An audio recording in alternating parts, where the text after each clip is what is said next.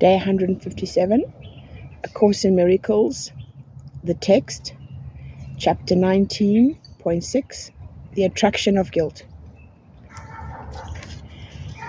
The attraction of guilt produces fear of love, for love would never look on guilt at all. It is the nature of love to look upon only the truth, for there it sees itself, with which it would unite in holy union and completion. As love must look past fear, so must fear see love not, for love contains the end of guilt, as surely as fear depends on it. Overlooking guilt completely, it sees no fear. Being wholly without attack, it could not be afraid.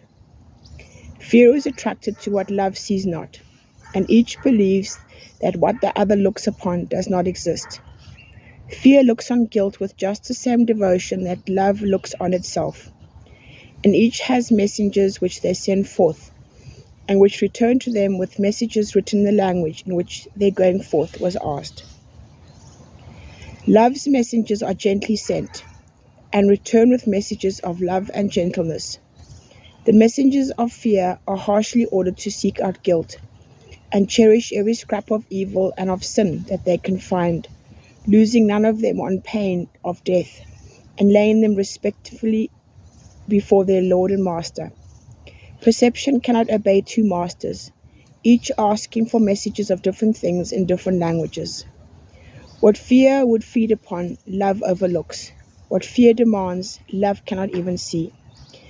The fierce attraction that guilt holds for fear is wholly absent from love's gentle perception.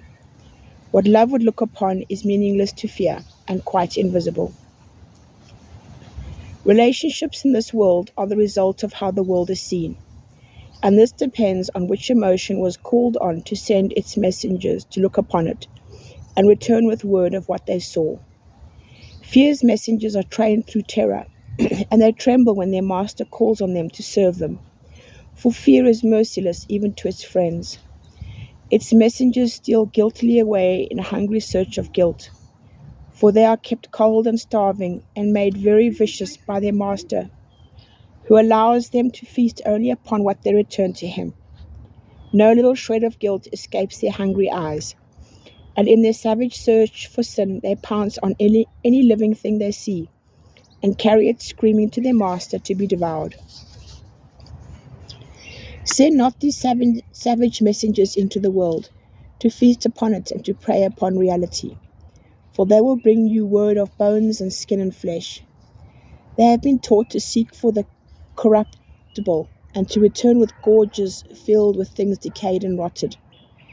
To them such things are beautiful, because they seem to allay their savage pangs of hunger.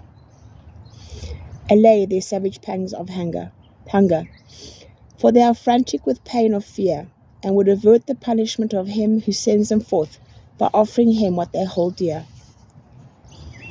The Holy Spirit has given you love's messengers to send instead of those you train through fear. They are as eager to return to you what they hold dear as are the others. If you send them forth, they will see only the blameless and the beautiful, the gentle and the kind.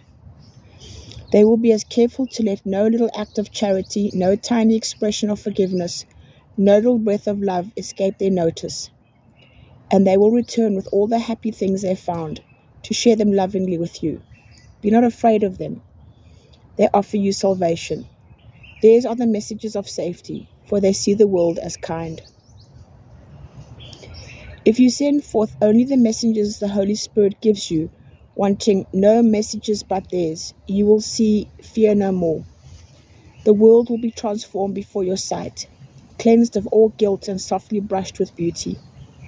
The world contains no fear that you laid not upon it, and none you cannot ask love's messengers to remove from it, and see it still. The Holy Spirit has given you his messengers to send to your brother and return to you with what love sees.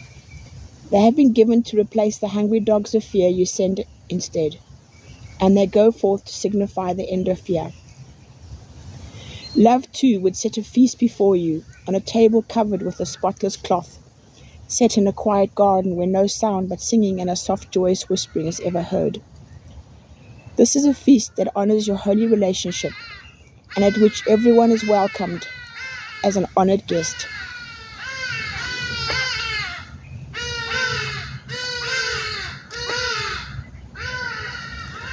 And in a holy instant, grace is said by everyone together as they join in gentleness before the table of communion.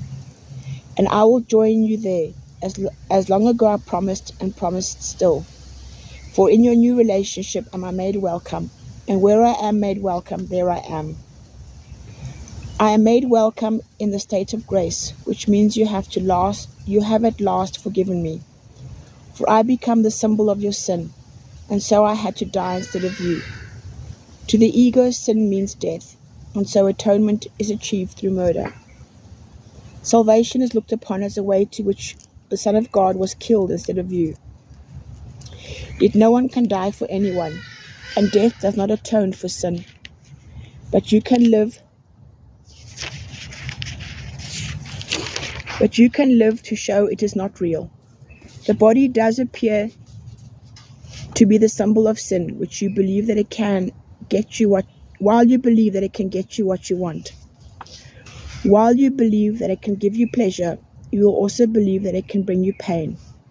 To think you could be satisfied and happy with so little is to hurt yourself, and to limit the happiness that you would have calls upon pain to fill your meager store and make your life complete. This is completion as ego sees it, for guilt creeps in where happiness has been removed and substitutes for it. Communion is another kind of completion which goes beyond guilt because it goes beyond the body.